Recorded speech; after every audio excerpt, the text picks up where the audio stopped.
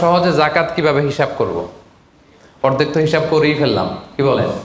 এই যে লিস্ট করে করে স্বর্ণ, ক্যাশ, ডিপোজিট, সঞ্চয়পত্র, আমার শেয়ার বাজার, আমার ইনভেস্টমেন্ট, আমার ডিপোজিট, আমার এটা এটা এটা করতে করতে করতে করতে বিশাল, ধরেন একটা উদাহরণস্বরূপ বলি যে ধরেন 20 লাখ দাঁড়ালো আমার, 20 লাখ টাকা, স্বর্ণের দাম সহ ইত্যাদি সহ সবসময়।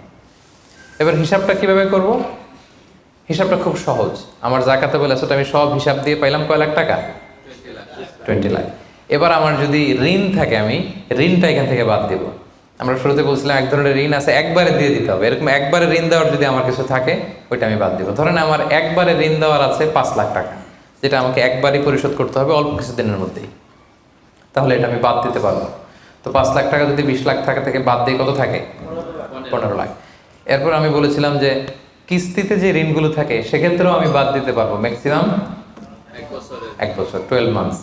ধরেন যে বড় একটা কিছু আমি কিনেছি, সেখানে 12 মাসের আমার যে ঋণ, সেই ঋণ আসতেছে ধরেন যে কিস্তিতে ধরেন আরো 5 লাখ, তাহলে কত বাদ গেল? 5 এ 5 10 লাখ, থাকলো কত? এই 10 লাখ হচ্ছে আপনার নাও জাকাতেবল অ্যাসেট। এই 10 লক্ষের উপর আপনি 2.5% জাকাত দিবেন। আর হিসাবটা যদি আপনি সূর্য বছর অনুযায়ী করেন তাহলে 2.58% দিবেন। সহজ হয়ে গেছে না মোটামুটি? হ্যাঁ, মোটামুটি সহজ হয়েছে না? এরপর এক একজনের এক এক ধরনের বিজনেস, এক এক ধরনের কোশ্চেন থাকবে। এটা পার্সোনালি কোনো মুফতির কাছে বা যে কোনো স্কলারের কাছে আপনার পার্সোনাল আলাদা করে হিসাব করা লাগলে এটা করে নেবেন। কিন্তু ওভারঅল জাকাতের কিভাবে ক্যালকুলেট করতে হয় এবং প্রসেসটা কি, রাইট প্রসেস, এটার একটা ধারণা তো আপনারা পেয়েছেন নাকি? বুঝতে পারছেন না সবাই?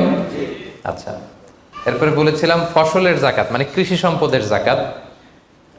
কিছু চাষ করলেই জাকাত দিতে হয় না, এটার একটা নিসাব আছে। সেটা হচ্ছে কমপক্ষে 18 মণ। কমপক্ষে কয় মণ? 18 মণ। কমপক্ষে 18 মণ হইলে ফসলের জাকাত দিতে। আল্লাহ বলেন, ইয়া আইয়ুহাল্লাযীনা আমানু আনফিকু মিন তাইয়্যিবাতি মা কাসাবতুম ওয়া মিম্মা আখরাজনা লাকুম মিনাল আরদ। জমিন থেকে যেটা উৎপন্ন করে দেই এটাও আল্লাহর রাস্তায় দান করো। ওয়া আতু হাক্কাহু ইয়াওমা হাসাদি, যেদিন ফসল হারভেস্টিং করে ঘরে তুলবেন ওই দিনই জাকাত দিতে হবে। মজার ব্যাপার হচ্ছে ফসলের ক্ষেত্রে বা কৃষিজ পণ্যের ক্ষেত্রে কিন্তু 1 বছর অপেক্ষা করা লাগে না। এর আগে টাকা পয়সা, স্বর্ণালঙ্কার এগুলো 1 বছর আছে কিনা দেখতে হয়। কিন্তু যারা কৃষি কাজ করে ফসলের ক্ষেত্রে 1 বছর তো 1 বছর নাই, ফসল যেদিন কাটবেন ওই দিনই ফসলের জাকাত। তো ফসলের জাকাতের জন্য 1 বছর ওয়েট করা লাগে না। তো আপনি নিজে ধরেন ধান খাওয়ার জন্য আপনি ফসল করছেন 10 মণ, ওটার জাকাত দেওয়া লাগবে? বুঝে থাকলে উত্তর দেন। 10 মণ ধান আমি করেছি, কেন লাগবে না? 18 মণ হয় নাই। দেখেন শরীয়ত কত সুন্দর, কিছু আপনি করলেই জাকাত দিতে বলে নাই। এটা একটা স্ট্যান্ডার্ড আছে। লাইসা ফিমা দুনা খামসাতে আউসুকিন সাদাকা, 5 ওসাকের নিচে জাকাত হয় না। 1 ওসাকে কত এভাবে হিসাব করে বের করা হয়েছে 720 কেজি, 18 মণ। 18 মণের নিচে হইলে জাকাত দেওয়া লাগবে না। আর একটা ব্যাপার হচ্ছে যে কোনো ফসলে জাকাত হয় না যে ফসলগুলোকে গুদামজাত করা যায়। পচনশীল যদি হয় হবে না। যেমন আম রাখা যায়, কলা রাখা যায়, পেঁপে রাখা যায়, শাকসবজি রাখা যায়। রাখা যাবে হচ্ছে চাল, ডাল, গম, ভুট্টা, খেজুর, এগুলা।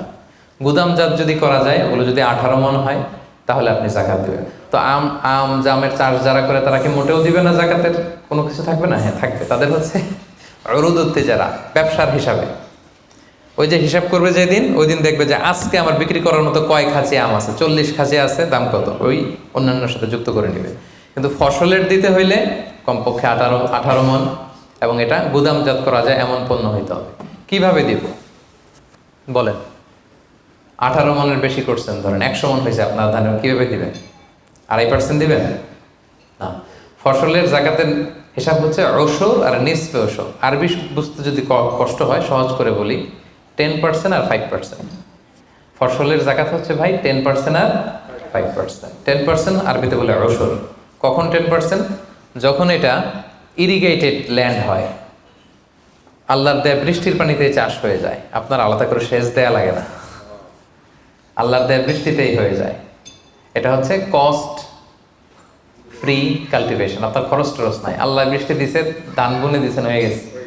এটা 10% দেবেন। 100 মণ হইলে 10 মণ। আরেকটা হচ্ছে আপনার সেচ দেয়া লাগে, এটা হচ্ছে কস্ট বেসড ইরিগেট কাল্টিভেশন, আপনার সেচ দেয়া লাগে। কীটনাশক দেওয়া লাগে, রাসায়নিক সার দেওয়া লাগে, নিড়ানি দেওয়া লাগে, এই করা লাগে সেই করা লাগে, আপনার খরচ বেশি। ওইখানে 10% না, ওখানে দেবেন কত পার্সেন্ট? 5%। 100 মন ধানে কয় মন? দেখছেন, তার মানে the more you cost the less you pay, the less you cost the more you pay. সুবহানাল্লাহ। এখন যদি বলেন হুজুর আমার তো কিছু বৃষ্টির পানিতেও হয়, আবার আমিও কিছু পানি দিই, এখন কি করবেন বলেন দেখি, কে বলতে পারে? 7.5% দিবেন? এই তো ব্যবসায়ী হইলে কি সুবিধা। তখন আপনি মাঝামাঝি দিবেন, যেহেতু বৃষ্টির পানির ফ্যাসিলিটিও আপনি পেয়েছেন, আপনারও পানি শেষ লাগছে, দুইটা যেহেতু, তাহলে 5 আর 10 এর মাঝামাঝি কত? 7.5। তো আপনি তখন 7.5% দিবেন। এটা হচ্ছে বিশাল আলোচনারে এক নির্যাস আমি আপনাদেরকে শোনালাম। চলে গেল কৃষি সম্পদ।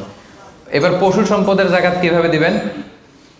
পশু সম্পদের যে লিস্ট, এটা আমাদের জন্য অ্যাপ্লিকেবল না। 40টা ছাগল হলে একটা ছাগল বছর শেষে, 30টা গরু হলে বছর শেষে, 5টা উট হলে, এটা আমাদের জন্য অ্যাপ্লিকেবল না। কারণ পশু সম্পদের জাকাত যদি দিতে হয়, শর্ত হচ্ছে এটা সায়েমা হইতে হবে। সায়েমা মানে পশুগুলা বনে বাদারে যে ঘাস লতা পাতা নিজেই খেয়ে আসে, এটার কোনো খাওয়ানো টাওয়ানো লাগে না। কিন্তু আমাদের যে পোলট্রি শিল্প, আমাদের যে গরুর ফার্ম, এটাতে ফ্যানের নিচে রাখতে হয়।